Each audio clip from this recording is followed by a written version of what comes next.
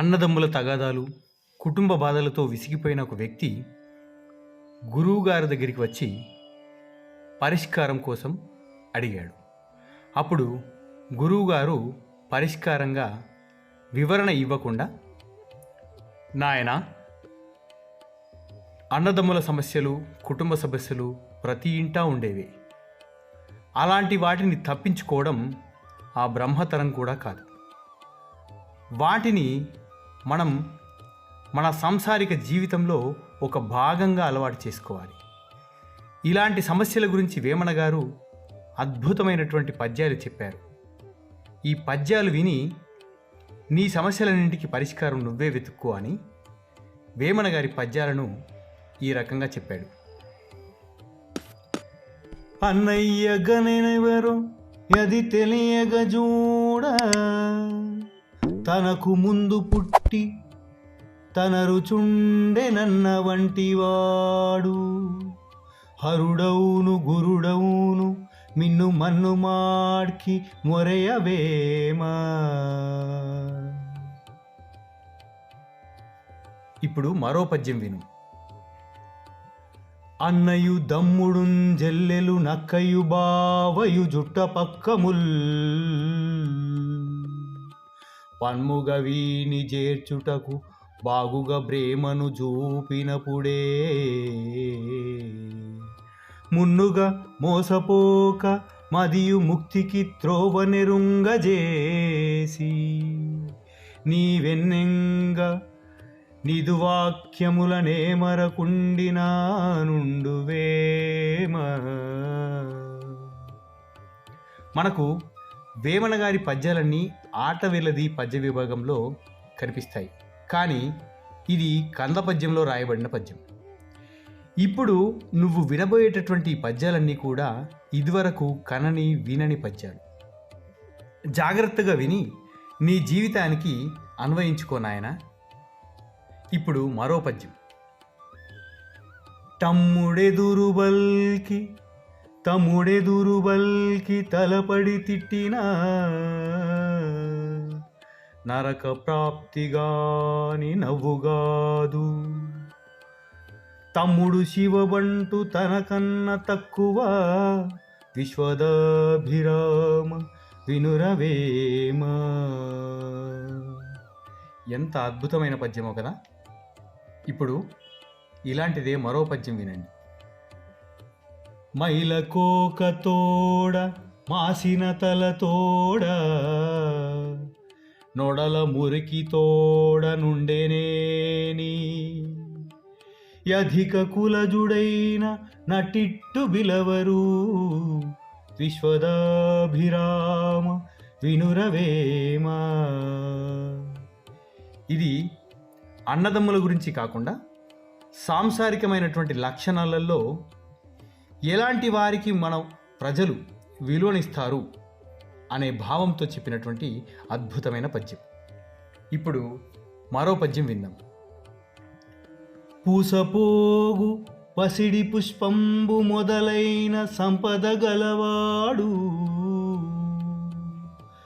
జగతిలోన హీన కులజుడైన నెటెవాడైనను, రెండంట్రు రమణవేమ. వాడు ఎలాంటి కులం వాడైనా, ఇలాంటి వాడైనా, ఏ స్థాయిలో ఉన్నవాడైనా బంగారం సిరి సంపదలతో తులుగుతూతుంటే వాడికి గౌరవం దక్కుతుంది అంటాడు వేమన గారు ఈ పద్యంలో. ఇప్పుడు మరో పద్యం వినండి. పాగపచ్చడంబు పైనగూసంబునా, పొగులుంగరాలు బొజ్జ కడుపు, కలుగునట్టివాని కైకొంద్రు బంధువుల్, విశ్వదాభిరామ వినురవేమ. ఇదివరకు చెప్పిన పద్యానికి ఈ పద్యానికి కాస్త సారూప్యత ఉంటుంది. ఎంత అద్భుతంగా వేమన గారు విడివిడి పద్యాలలో ఒకే భావాన్ని స్ఫురింపజేస్తూ బ్రహ్మాండమైనటువంటి పద్యాలను మనకు వదిలి వెళ్ళిపోయారు. ఆ మహానుభావుడికి ఒకసారి హృదయపూర్వకంగా నమస్కారాలు తెలియజేసుకుందాం. ఇప్పుడు మరో పద్యం వినండి. తాననంగనెవరు తనవారు నెవ్వరు తెలిసి తెలియలేరు తిక్కనరులు పసరుకాయ పురుగు పద్ధతి గణలేరో విశ్వదాభిరామ వినురవేమా. పసరుకాయ పురుగు పద్ధతిని ఎట్లయితే జనులు కనలేరో తనవారెవరు తనకు కానివారెవరో తెలుసుకోలేరు ఈ నరులు అని వేమన గారు ఈ పద్యంలో అద్భుతమైన అర్థాన్ని భావాన్ని కూర్చారు. కాయ లోపల పురుగు ఉందా లేదా పైనుంచి మనం చూసి తెలుసుకోగలుగుతామా? తెలుసుకోలేము కదా. అట్లాగే మనవారెవరు పరాయి వారు ఎవరు అనేది వారి గుణం మన దగ్గరికి వచ్చి అర్థమయ్యేంత దాకా మనము తెలుసుకోలేకపోతాం. అది ఈ పద్యంలో ఉన్నటువంటి గూఢార్థం. ఇప్పుడు మరో పద్యం విందాం. జాతిలోన నెట్టి జాతి ముఖ్యమటంచు నెరుగలేక తిరుగనేమి కద్దు ఎరుకెరిగిన వాని కే జాతి అయితేమి విశ్వదాభిరామ వినురవేమా. ఎరుక తెలిసిన వాడికి, ఎవడైతే ఎరుకతో ఉంటాడో వాడికి జాతి మతాలతో సంబంధం లేదు. ఏది ముఖ్యమో ఏది కాదో వాడికి ఎరుకతో ఉన్నవాడికి ఇట్టే తెలిసిపోతుంది. అద్భుతమైనటువంటి ఈ పద్యంతో పాటు మరో పద్యంలోకి వెళ్ళిపోదాం. ఇలాంటిదే మరో పద్యం. జాతి మతము నిడచినను యోగియే మేలు జాతి తోడనున్న రీతిగాడు మతములన్ని బాయు మనుజుడొక్కడు లేడు విశ్వదాభిరామ వినురవేమా. ఎప్పుడో వేమన గారు 17వ శతాబ్దంలో రాసిన పద్యం ఇప్పటికీ చాలా ఫ్రెష్గా ఉంది. ఇప్పటి పరిస్థితులకు ఈ పద్యం అద్భుతంగా సరిపోతుంది. కావాలంటే మరొక్కసారి ఈ పద్యాన్ని మననం చేసుకోండి.